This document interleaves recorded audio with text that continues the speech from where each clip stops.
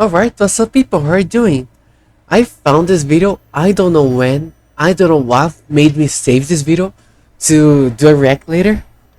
But I was searching through the videos that I had saved, the ideas I saved. And found this again, like, hey, this might be cool, so, might as well watch it. So that's why I'm here. That's why you're here with me. The demon that is still evil for hell. I can't even think of a joke for this. I had saved one I forgot. Anyway, let's watch the freaking video. Hell has order. Hell, thrones, hierarchies, laws. Even the devil answers to something. Wait, isn't I don't the order in hell? But isn't the devil supposed to be that bad guy, the evil? No, or is it the devil and Lucifer, two different entities that are not related? In the case of being the same being, I don't know, bro. There's so many different words that should be used here, and I can barely speak normal English. Imagine a proper English. But there is a name that predates. A presence older than Satan's crown. Beelzebub. A force that corrupts. What is the name? Ancient tech. Oh no, there were furries in hell. That's why it's hell. The furries are in there. The furries are the biggest evil in hell. Lucifer is scared of furries, bro. That's the truth. Call it lawlessness. Kings felt it behind their thrones. Prophets warned that when it rises, truth collapses and power rots. Dude, are you sure, 100% sure there's a staircase around here? To where he could have made the intro in the video making like those memes like, man, there's still shows a stupid video and sorry, this is not important. Every time I see something like this near the water, I think of these intro to memes, This is the demon, too evil for hell. So where does he live? In heaven? In earth? Or was he sealed away and waiting for season 16 of Supernatural? If you too are a force that corrupts, check out Pantheon, our brand inspired by myths, legends, and folklore. We ship worldwide. Alright guys, let's get in there. Let's get the Patreon, was it? Right? And are rated excellent on Trustpilot. Link in the description. Linkin Park in the description. Oh, Belia, I heard this name before. Oh, it's my cousin. Skull. And we got an ad. Incredible. Alright, back from the ad. Back from hell. Into deeper hell. Belial. The term comes from the Hebrew Blial, meaning without a yoke. In its earliest form, it... I'm really sorry. I'm holding myself to not comment on the fact that he's on a bitch. Bitch? Whatever. In this code, why you're near the water? What is the point of this? I don't understand why you go to the beach in this cold ass countries, bro. Why? Why going there? Alright. Oh, sorry, just a little whatever. Was a judgment. It described a person who had rejected all forms of law, covenant, and restraint. Basically me. Oh, he's just like me for real, for real. One who had thrown off the moral structure and would not be brought back under it. Dude, I didn't know this was an Epstein documentary. I thought it was about demons. Throughout the Hebrew Bible, the phrase sons of Belial appears as a label for those beyond redemption. But even here, Belial is more than a metaphor. He moves under the surface. Moloch balls. This nameless but present. The force invoked I thought he had a name, Belial. Wasn't that his name? whenever society fractures from the inside. By the way, if you're expecting a serious video, it's not gonna be here. I'm here to joke around and make fun of everything. Like, ooh, foreskin and all that. Ooh, demons. Ooh, come. This is not a serious video. Just to point it out. In Deuteronomy But you can't leave. You have to stay here to the end. Alright? 13:13, the sons of Belial are men who rise up in the community and lead an entire city into idolatry. So politicians. Now I understand why he's evil. He made politicians. Turning the people away from the covenant, inciting He made everything evil about this world. Furries, politicians, Epstein, everything. them to worship alien gods. The penalty is total destruction. The city is to be razed, its inhabitants killed, wealth burned, its ruins left forever. So In politicians. Judges 19:22, the sons of Belial surrounded a house at night, demanding that a male guest be handed over for sexual abuse. When I know what you are. refused, they abuse and murder a woman instead. The crime triggers one of the bloodiest civil wars in Israel's history. These men are described as something lower than human, an infection.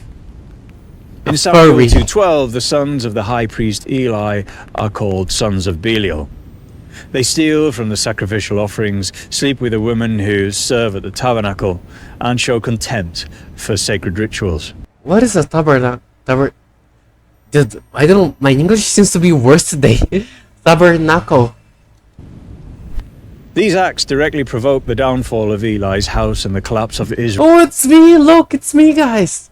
This is me! Quite literally me! Israel's priesthood. In each case, Belial doesn't appear as a figure, but his presence is everywhere order fails. He represents the collapse of a covenant. The world is an accusation, one that marks you for destruction. As the centuries passed, the accusation took form where once people were considered sons of Belial, something began to answer. They were burned at the stake, right? Which is in Sons of Belial. And actually, Sons of Belial sounds like a really cool band name. Like some heavy metal stuff. Write it down. You can call yourself Sons of Belial. You don't even need to pay me royalties for this. You're welcome. But you gotta be famous though, right? You're gonna be famous. Super famous. In the dry caves of Qumran, buried beneath centuries of Qumran. dust, the hidden theology of a forgotten sect was sealed away. When the Dead Sea Scrolls were discovered in 1947, they revealed a worldview unlike anything in the canonized Hebrew scriptures. There's filler in scriptures.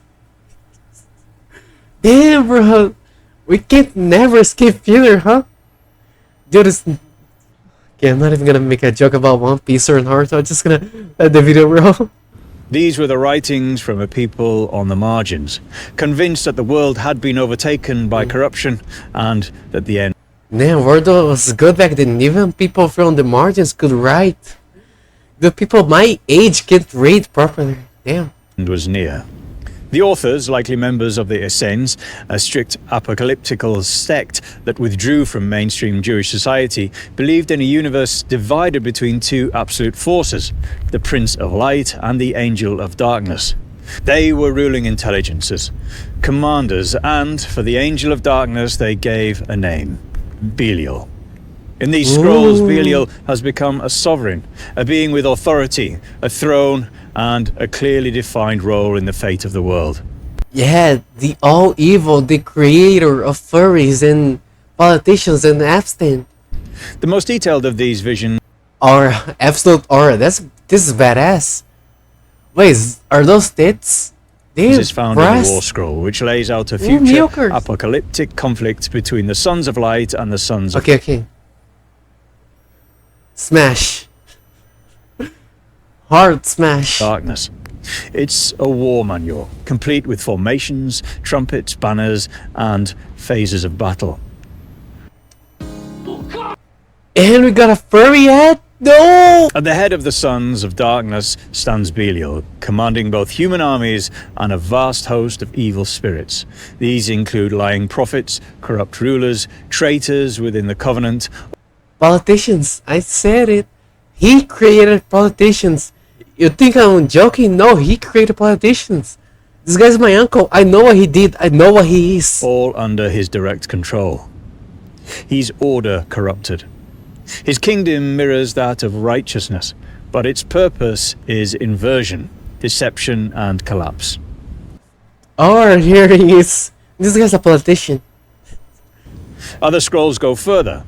In Elder Scrolls? the community rule, the entire human race is divided between two lots. One walks in the spirit of truth, under divine guidance. The other I'm sorry, I have to pause right here. There's a bike. There's a mother trucker on a bike right here, and this is annoying me so much. Anyway, alright, being serious. No, I'm not being serious. This guy is basically making politicians. There's no way I can be serious about this. He's making politicians. is handed over to Belial. His followers are described as spiritually deformed, unable to see, hear, or speak rightly. Their condition is the work of Belial, who blinds the eyes of the wise and twists the path of justice. Oh, he's twisting the balls of justice. That damn bastard. In these texts, Belial is also linked with the figure Smash. known as Mastamar, the angel of hostility. In earlier apocryphal books Oh, silly, he probably is a sadomasochist. Yeah, smash. like Jubilees, Mastamar is granted permission by God to test, deceive, and destroy. The scrolls inherit that, but refine it. Here, Belial becomes a parallel authority, the enemy of justice itself. He's permitted to act for a time, but what separates Belial from other iconic deities is he's allowed to govern the wicked, to rule over a system that must be exposed before it can be destroyed. Okay, let me actually be serious here. It doesn't sound much scarier than other demons. He has an army. Well, we have the Hulk. Okay, I'm sorry, I can't be serious. But really, why is this so much scarier than other demons? I can't understand why. Can he bend reality? If so, yes, he is scary, but I can't see why he's not allowed in hell. He seems pretty evil. Yeah, he's pretty evil. That should make him perfect for hell, so why not? Unlike Satan, who retains some function within judgment as accuser, as adversary, as rebel, Belial is outside entirely. He consumes the unworthy. He operates a form of evil that is fully systemized, fully conscious, and fully organized. A kingdom of darkness with its own order. And with that, the curse becomes a crown. Dude, this is gonna be a civil war in hell. Satan versus Belial. That's gonna be epic. The word becomes a ruler. The name becomes a throne. Belial rules, and what he rules is everything that cannot be saved. In the grimoires of medieval Europe, he returns as king, inscribed in Latin and bound in books that promise power to those who dare to call him. Among these texts, one stands Oh damn, I call him. Oh no. I'm so scared. Whoa. above the rest. The Lemegeton, Ooh. or Lesser Key of Solomon, a Ooh. foundational manual of demon summoning compiled between the 17th and Pass. 18th centuries. The first section, known as the Ars Goetia, lists 72 demons said to have been bound by King Solomon himself. There's Paimon in there. These spirits are catalogued with precision, each with their title, appearance, and abilities, and number of legions. Belial is one of the highest ranking.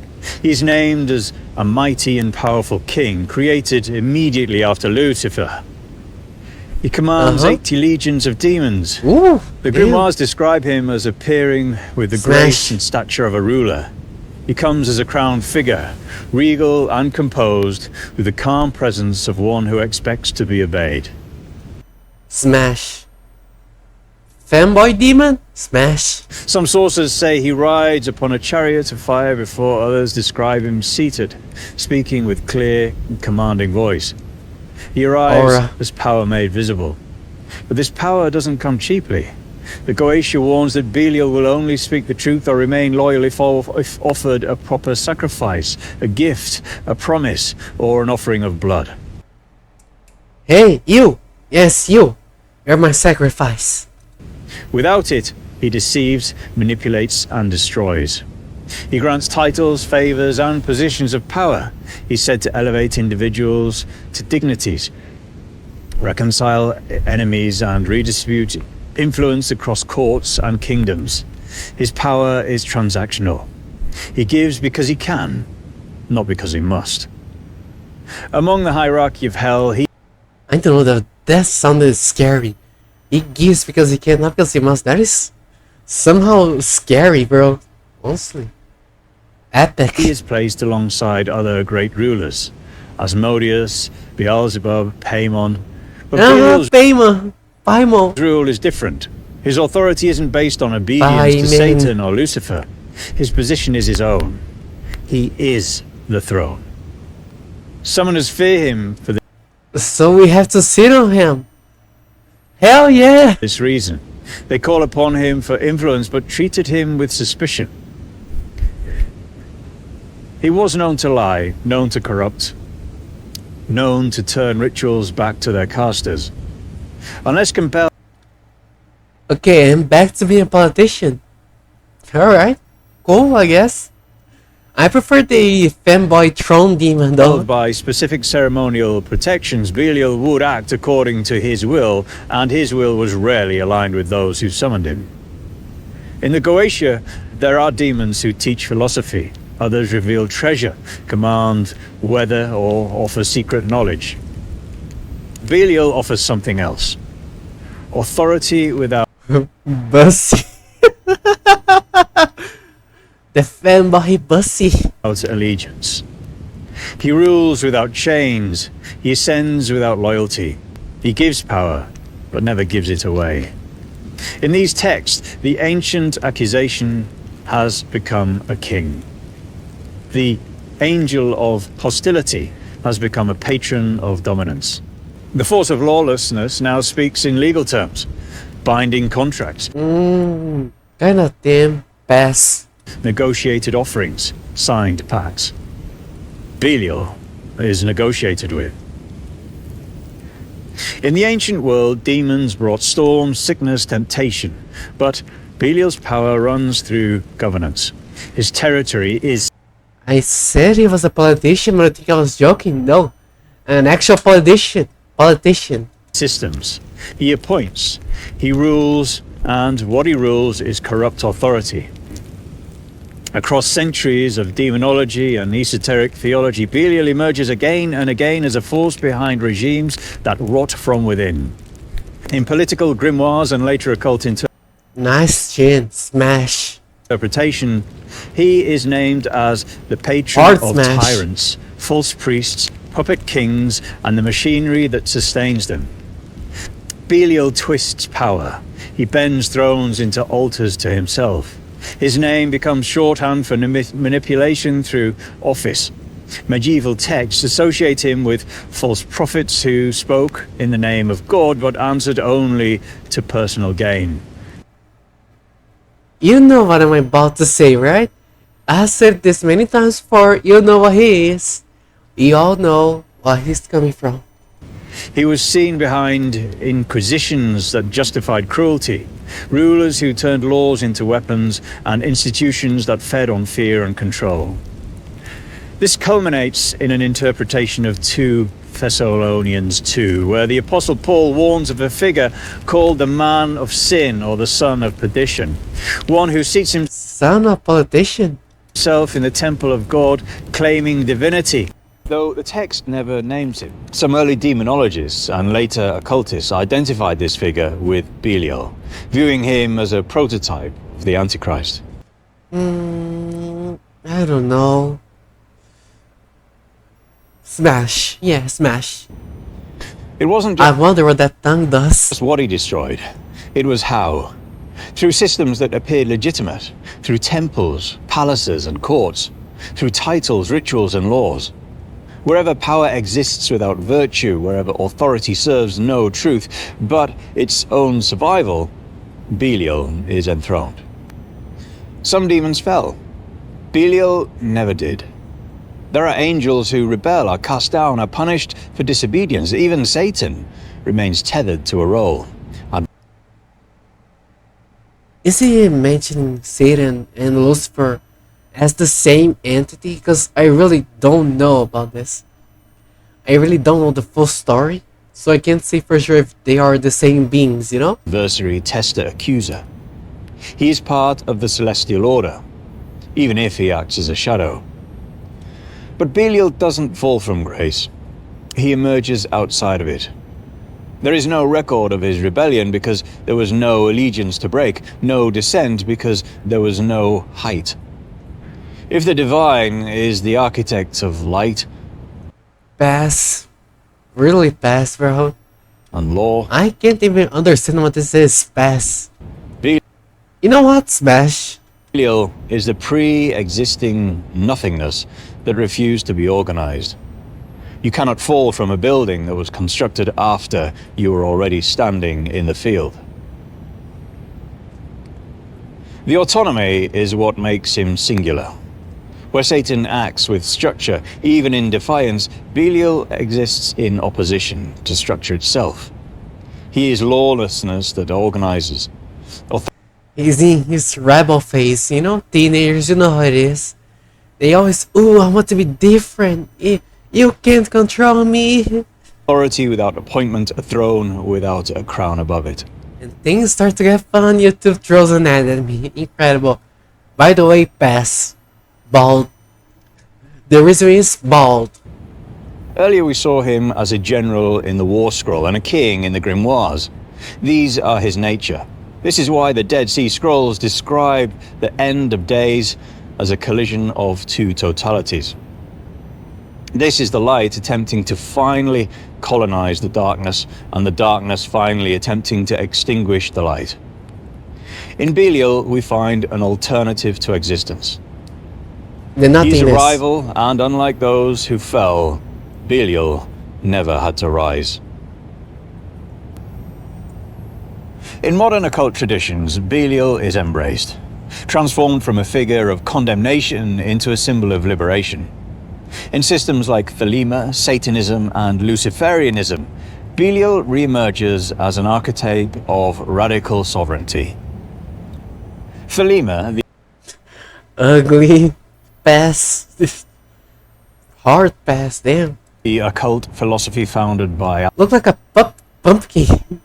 This is not Halloween, bro. Get out of here. Aleister Crowley, presents Belial as a part of the infernal hierarchy, but also as a force aligned with the individual's true will, the innermost, untameable drive that resists external law. Belial is the refusal to kneel, the impulse to ascend through will alone. In Crowley's workings and later Thelemic writings, Belial appears as a current, the black flame, a destructive creative power that refuses to be tamed by divine or dogmatic authority. In Luciferianism, Belial represents what cannot be shackled. He's invoked by those who seek to dismantle internal and external systems of control.